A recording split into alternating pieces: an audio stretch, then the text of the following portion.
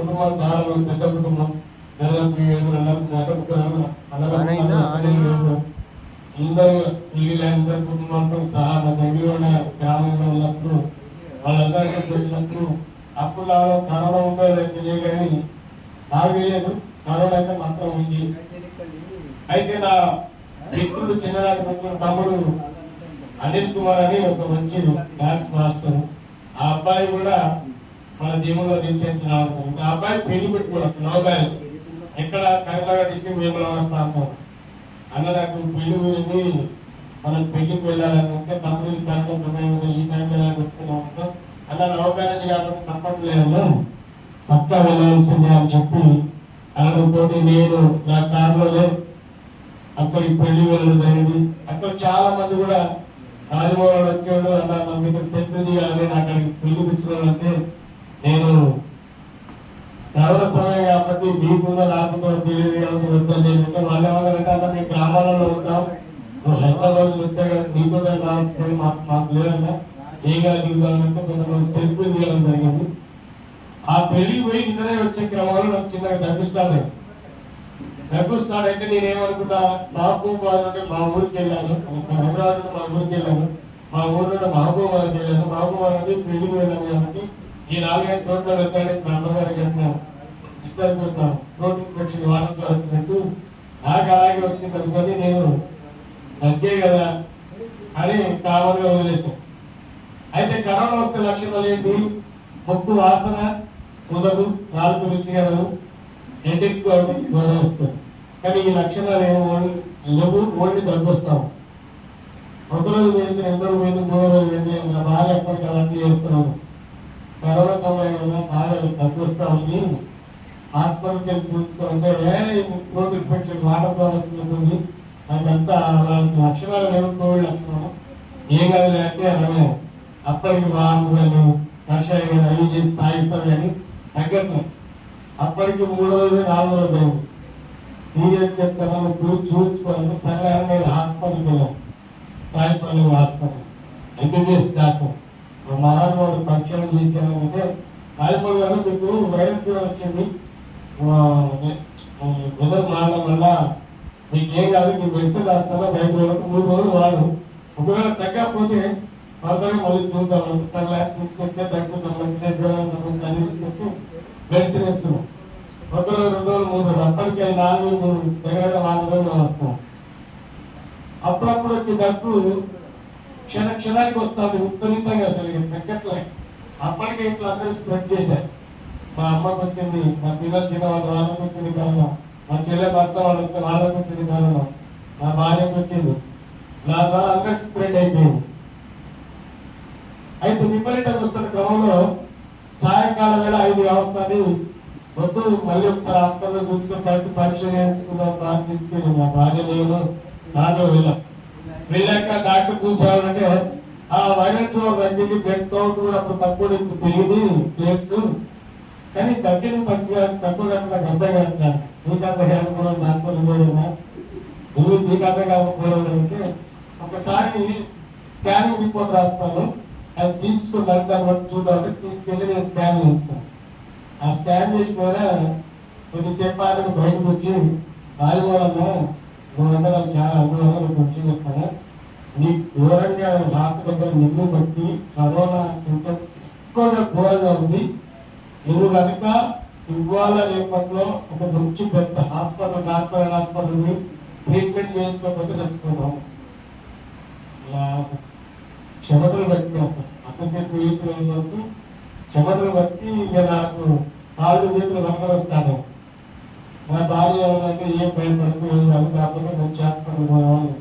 అయితే నేనేమంటున్నా వరగాల ఖమ్మం మాకు దగ్గర మహబూబాబాద్ అది పోవాలనుకుంటే ఆయన ఏమంటే అమ్మ హైదరాబాద్ ఒక మంచి హాస్పిటల్ ఇచ్చుకో, అట్లయితే బతుకోవాలనుకున్నా అప్పుడు అంబులెన్స్ ఏం వస్తారు, నా ఒత్తిడి తక్కువ నడపాలంటే నా వల్ల కాదు, శ్వాసలు సరిగా రావడం అంత విపరీతంగా మనం అప్పటికప్పట్ల మా అన్న కొడుకు వాళ్ళు దేవుడు నమ్ముకున్న పోతాడు వచ్చి బాధ నేను నడుపుతాను కాదు అంబులెన్స్ లేదు వచ్చినట్లు ఆయనతో వద్దు ఆయన కరోనా వచ్చి వద్దాను పక్కన కూర్చోవాల్సి వస్తుంది, ఆరోగ్య ప్రభుత్వం ప్రభుత్వాలతో ఉద్యోగంతో వేయాలి బాగా ఏదైనా నమస్కారం మాస్క్ పెట్టుకొని కూర్చున్నాను.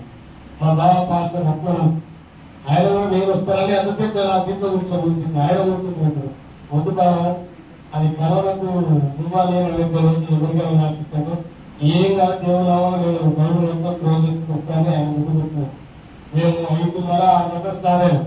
అప్పుడు ఇక్కడ నా మిత్రుడు పద్మజ కుక్కడపల్లి పద్మజ హాస్పిటల్ కుక్కడపల్లి ఆయన ప్రభుత్వం చేసి ఆయన దేవుడు మీదే ఆయన హాస్పిటల్ మేనేజ్మెంట్ చేస్తున్నా ఒక మిత్రుడు పరిచయం అన్న నాకు కరోనా వచ్చింది, నాకు ఘోరంగా విపరీతమైన పరిస్థితి ఘోరంగా ఉంది, మీ హాస్పిటల్లో ట్రీట్మెంట్ చేస్తాను అంటే నేను కోవిడ్ హాస్పిటల్లో పెట్టాను సార్, మీరు వచ్చేయండి, మీరు వచ్చేవాళ్ళు డాక్టర్ అందరూ ఆపుతాను, వాళ్ళు 8 గంటలకు మీరు వచ్చేవాళ్ళు అంటే మేము స్టార్ట్ అయినప్పుడు వర్షం నా మిత్రుడు నాగరాజు కొన్ని పైసలు ఇచ్చినప్పుడు చెప్పండి అప్పుడు పైసలు కూడా సమానం. తర్వాత బిగ్ బాస్ పోలే గారు ఆయన కూడా కొన్ని పైసలు రాత్రి వర్షం కంటిన్యూ వస్తాము రాత్రి 12:30 రాత్రి కల్లా హాస్పిటల్ చేరుకుంటే అప్పటికప్పుడు డాక్టర్ ఉన్నారు. వాళ్ళు ఏమన్నారంటే రాజమోహన్ మీరు 1,00,000 మంది తప్పిస్తారు, ఈ కారణం మిమ్మల్ని ఏం చేస్తాను 3 రోజులు మిమ్మల్ని ఇక్కడ నేను వినిపిస్తాను మీకు ఏం భయపడలేదు డాక్టర్ అంటారని నేను ధైర్యం తెచ్చుకొని అమ్మాయి మర్చిపోతాను బాబు అనుకుని నేను ధైర్యం తెచ్చుకున్నా. నా భార్య తీసుకుంటే అన్న ఇప్పుడు అన్నట్టు చనిపోతాం పిల్లలు తప్పుకుంటున్నారు కానీ మీరు సంతకం చేస్తే ట్రీట్మెంట్ చేస్తాను లేకపోతే మాత్రం చేస్తానంటే నా భార్య ఏడవకపోతే కూడా నేను ఏడుస్తున్నా ఆయన ధైర్యం చేస్తాను నేను ధైర్యం చేస్తాను నువ్వు కనుక సంతకం పెట్టు ట్రీట్మెంట్ స్టార్ట్ చేస్తామంటే సంతకం పెట్టింది ట్రీట్మెంట్ స్టార్ట్ చేశాను.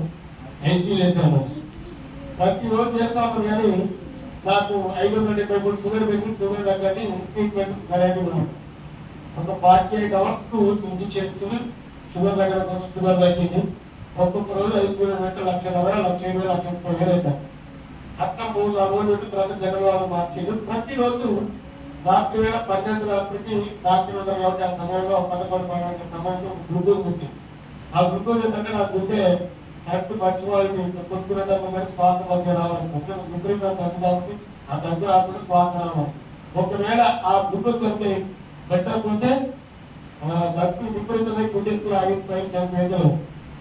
అక్కడ 1 రోజు పోయింది, 2 రోజు పోయింది, 3వ రోజు పాపం ప్రతిరోజు అక్కడ పనిచేసే కంపౌండర్లు నిద్ర లేకుండా వచ్చి చేస్తా ఉన్నారు కాబట్టి ఆ రోజు ఎందుకో ఆ కంపౌండరు ఎక్కడ పడుకోలేమో రాను సంఘం 11 అయింది రాను మన భర్త వరకు 12 అవసరం రాను. నా భార్య మొత్తం తిరిగి చూస్తాను కోవిడ్ హాస్పిటల్ ఎవరి రూమ్ కాలం వాళ్ళు వేరే వాళ్ళు పెట్టుకుని పడుతున్నాం. 12 రాత్రి ఎవరు లేరు, డాక్టర్లు వేరు, మెడికల్ షాప్ లో సగం మూసింది. ఇంకా నేను ఏడుస్తాను ఏంటంటే కంపౌండర్ లేదు ఆ గుడ్డు వాటి పెట్టుకోవడం వల్ల శ్వాస కరెక్ట్ అంటే తగ్గురాదు ఉండేది ఏం చేయాలని అంటే నాకు భయం అవుతా ఉంది. నేను విపరీతమైన దగ్గు వస్తా ఉంది. ఇద్దరు కలిసి బాధపడి భయపడతాం ఏమన్నా కానీ ఏదో మనకి అని చెప్పి ఇద్దరు కలిసి హాస్పిటల్ వెళ్ళాం. బహుకరించాం నేను మమ్మల్ని ఎదుర్కొన్నాను నేను చెప్పుతాను నేను నమ్ముకోని వాళ్ళం మనకి అది విపరీతంగా నేను ఎంచుకుంటూ మోకరించి ప్రార్థన చేశాం. చేసిన కొద్దిసేపటికి నేను బెడ్ మీద పడుకుంటున్నా నిద్రలోకి నా భార్య నువ్వు బెడ్ మీద పడుతుంది అవసరం పనిలో ఉంది. ఇద్దరం పడుకునేసాం. పడుకున్నాక నేను పడుకున్న 5 నిమిషాలు హాస్పిటల్ మొత్తం ఆకాశంలో పెద్దపెద్ద కాంతులతో విజయపోయింది. తెల్లని కాంతులతో ఈ కన్నపురంలో పాలన ఆనందంలో దేవుడిని సమీపిస్తాను. తెల్లని దేవల వస్తున్నాను వచ్చి నా పక్కన కూర్చున్నాను. నా కళ్ళు నిలవస్తలేదు. హాస్పిటల్ మొత్తం కాంతి రంగంతో కళ్ళు తెచ్చి చూద్దామంటే కళ్ళు నిలవస్తున్నాయి. కళ్ళు భయపడతాను. నాకు మోహాన్ నీకు ఏం కాదు నేనున్నా నీ కళలో తెలియదు. ఆయన నా పక్కన కూర్చొని రాత్రి 11 గంటల సమయం నుండి తెల్లవారి గుడ్డు బాటలు నా పక్కన నా శ్వాస దగ్గర వచ్చింది ప్రేమ చేసినప్పుడు మోహాన్ నేను బిడ్డల్లో చాలా మంది నేను ఒక్క దగ్గర వెళ్ళిపోయా నీకు ఏం భక్తులకు అని చెప్పి అన్నట్టు నాకు ధైర్యాన్ని ఇచ్చిన కృతజ్ఞతలు వందనాలయ్యా.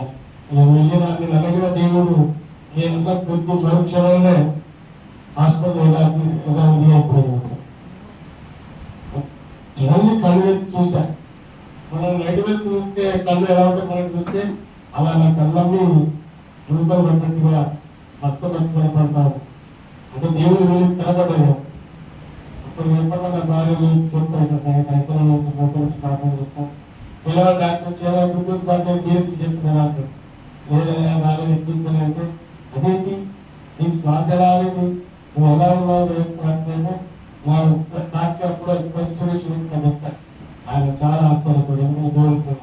డాక్టర్ అందరూ ఎలా రిపోర్ట్ చూసి అదే నిన్నదంత సీరియస్ లేదా రిపోర్టు చాలా బాగుంది మళ్ళీ తెలియదు అంతా మళ్ళీ డిశ్చార్జ్ చేస్తాం అంటే దేవుడు నన్ను మళ్ళీ అలా గొప్ప శుభవిచ్చేవాడిని కనిపించి మళ్ళా దేవుడు సమాజంలో శ్రోతలకు నన్ను మళ్ళీ ఎక్కించే విధంగా ఆ సాక్ష్యాన్ని పంచుకునే విధంగా దేవుడు కృతజ్ఞత కల్పించాలి. కాబట్టి దేవుడికి ఎన్నో కృతజ్ఞతలు తెలియజేస్తున్నాను.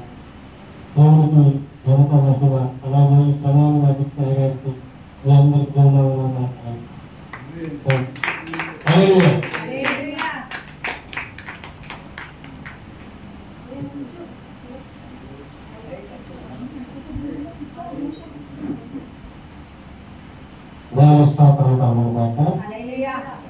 అంత గొప్ప సాక్ష్యం ఆయన ద్వారా అందరికీ నాతో వచ్చిన మా డ్రైవర్ మా కొడుకు పక్కన అయ్యగారు సీట్లో కూర్చున్న అయ్యగారు కూడా